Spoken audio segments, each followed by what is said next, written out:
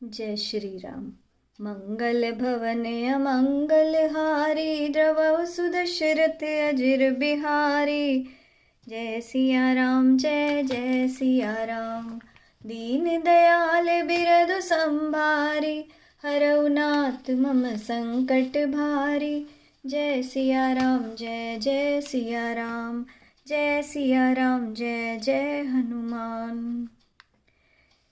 श्री राम जी के श्री मुख से ये वचन सुनकर सब भाई प्रसन्न हो गए। प्रेम उनके हृदयों में समाता नहीं था। वे बार बार विनती करते थे। विशेषकर हनुमान जी के हृदय में तो अपार हर्ष था। इसके बाद श्री रामचंद्र जी अपने महल में चले गए। इस प्रकार वे नित्य नई लीला करते थे। नारद मुनि अयोध्या में बार बार आते और आकर श्री राम जी के पवित्र चरित्र का गायन करते थे। मुनि यहाँ से नित्य नए नए चरित्र देखकर जाते और ब्रह्मलोक में जाकर सब कथा कहते। ब्रह्मा जी सुनकर अत्यंत सुख मानते और कहते, हे तात, बार बार श्री राम जी का गुणगान करो। सनकादि मुनि नारद जी की सराहना करते। यद्यपि सनकादि मुनि ब्रह्मनिष्ठ हैं, परंतु श्री राम जी का गुणगान सुनकर वे भी अपनी ब्रह्म समाधि को भूल जाते थे और आदर पूर्वक उसे सुनते थे। वे राम कथा सुनने के श्रेष्ठ अधिकारी थे। सनकादि मुनि जैसे जीवन मुक्त और ब्रह्मनिष्ठ भी ब्रह्म समाधि छोड़कर श्री राम जी के चरित्र सुनते थे। यह जानकर भी जो श्री हरि की कथा से प्रेम नहीं करते, उनके हृदय सचमुच ही पत्थर के समान हैं। एक बार श्री रघुनाथ जी के बुलाने पर गुरु वशिष्ठ जी, ब्राह्मण और अन्य नगरवासी सभा में आए। जब गुरु, मुनि, ब्राह्मण तथा अन्य सब सज्जन यथा योग्य बैठ गए, तब भक्तों के जन्म मरण को मिटाने वाले श्री राम जी बोले, हे समस्त नगर निवासियों, मेरी बात सुनिए। यह बात मैं हृदय में ममता के कारण नहीं कह रहा हूँ, न अनीति की बात कहता हूँ और न इसमें कुछ प्रभुता ही है। इसलिए संकोच और भय छोड़कर ध्यान देकर मेरी बातों को सुन लो और यदि तुम्हें अच्छी लगे तो उसके अनुसार व्यवहार करो। वही मेरा सेवक और प्रियतम है जो मेरी आज्ञा माने।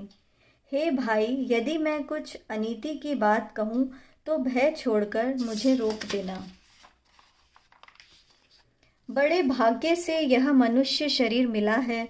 सब ग्रंथों ने यही कहा है कि यह शरीर देवताओं को भी दुर्लभ है। यह साधन का धाम और मोक्ष का मार्ग है। इसे पाकर भी जिसने परलोक न बना लिया, वह परलोक में दुख पाता है, सिर पीट पीट कर पछताता है तथा अपना दोष न मानकर काल पर, कर्म पर और ईश्वर पर मिथ्या दोष लगाता है। हे भाई, इस शरीर के प्राप्त होने का फल विषय भोग नहीं है। स्वर्ग का भोग भी बहुत थोड़ा है और अंत में दुख देने वाला है। अतः जो मनुष्य शरीर पाकर भी विषयों में लगे रहते हैं, वे मूर्ख अमृत को बदलकर विष ले लेते हैं। जो पारसमणि को खोकर बदले में घुघंची ले लेता है, उसे कभी कोई बुद्धिमान नहीं कहता। यह अविनाशी जीव 4 खानों और 84 लाख योनियों में चक्कर लगाता रहता है। माया की प्रेरणा से काल, कर्म, स्वभाव और गुण के वश में हुआ यह सदा भटकता रहता है। बिना कारण के स्नेह करने वाले ईश्वर कभी किसी विरले पर ही दया करके उसे मनुष्य का शरीर देते हैं। यह मनुष्य का शरीर भवसागर के लिए बेड़ा है। मेरी कृपा ही अनुकूल वायु है। सद्गुरु इस मजबूत जहाज के खेने वाले हैं। इस प्रकार दुर्लभ साधन सुलभ होकर उसे प्राप्त हो गए हैं। जो मनुष्य ऐसे साधन पाकर भी भव सागर से न तरे, वह कृतघ्न और मंदबुद्धि है और आत्महत्या करने वाले की गति को प्राप्त होता है। यदि परलोक में और यहाँ दोनों जगह सुख चाहते हो तो मेरे वचन सुनकर उन्हें हृदय में दृढ़ता पूर्वक पकड़ कर रख लो।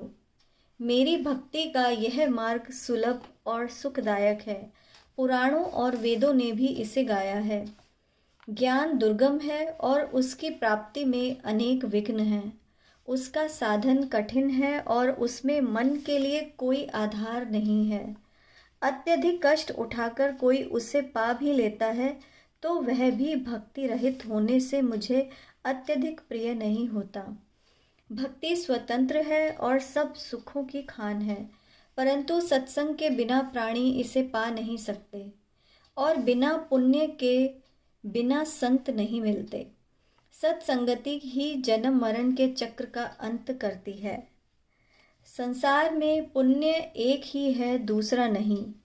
वह है मन, कर्म और वचन से ब्राह्मणों के चरणों की पूजा करना। जो कपट का त्याग करके ब्राह्मणों की सेवा करता है उस पर मुनि और देवता प्रसन्न रहते हैं। और भी एक गुप्त मत है, मैं उसे सबसे हाथ जोड़कर कहता हूँ कि शिवजी के भजन बिना मनुष्य मेरी भक्ति नहीं प्राप्त कर सकता। भक्ति मार्ग में कौन सा परिश्रम है? इसमें न योग की आवश्यकता है, न यज्ञ, जप, तप और न उपवास की।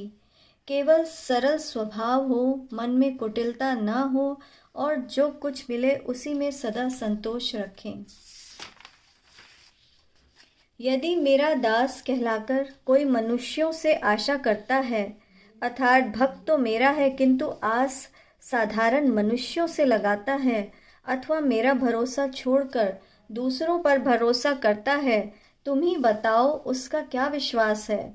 हे भाइयों, मैं तो यही कहता हूँ कि लोग मुझ पर ही मन से विश्वास करें, न किसी से वैर करें, न लड़ाई झगड़ा करें, न आशा रखें, न डरें। उसके लिए सभी दिशाएं सदा सुखदाई हैं।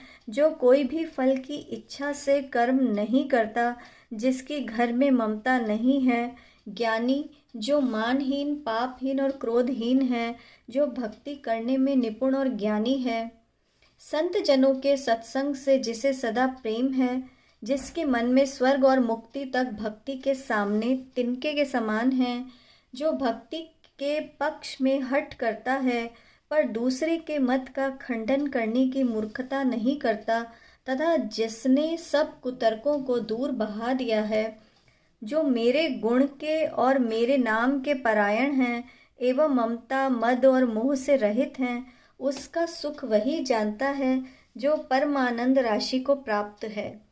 श्री रामचंद्र जी के अमृत के समान वचन सुनकर सबने चरण पकड़ लिए और बोले, हे कृपा निधान, आप ही हमारे माता पिता, गुरु, भाई सब कुछ हैं और प्राणों से भी अधिक प्रिय हैं। हे शरणागत के दुख हरने वाले राम जी, आप ही हमारे शरीर, धन, घर द्वार और सभी प्रकार से हित करने वाले हैं। ऐसी शिक्षा आपके अतिरिक्त कोई नहीं दे सकता। माता पिता भी हितैषी हैं और शिक्षा भी देते हैं, परंतु वे भी स्वार्थपरायण हैं। हे असुरों के शत्रु, जगत में बिना हेतु के निस्वार्थ उपकार करने वाले तो दो ही हैं, एक आप और दूसरे आपके सेवक। शेष सभी स्वार्थ के मित्र हैं। हे प्रभु, उनमें स्वप्न में भी परमार्थ का भाव नहीं है। सबके प्रेम रस में पगे वचन सुनकर श्री रघुनाथ जी प्रसन्न हुए। फिर आज्ञा पाकर सब प्रभु की बातचीत का वर्णन करते हुए अपने अपने घर चले गए। शिवजी कहते हैं, हे उमा, उस अयोध्या में रहने वाले पुरुष और स्त्री सभी कृतार्थ स्वरूप हैं, जहाँ स्वयं सच्चिदानंद घन ब्रह्म श्री रघुनाथ जी राजा हैं। मंगल भवन अमंगल हारी, द्रवहु सुदशरथ अजिर बिहारी। जय सिया राम, जय जय सिया राम। दीन दयाल बिरधु संभारी, अरउनाथ मम संकट भारी। जय सिया राम, जय जय सिया राम। जय सिया राम, जय जय हनुमान। जय श्री राम।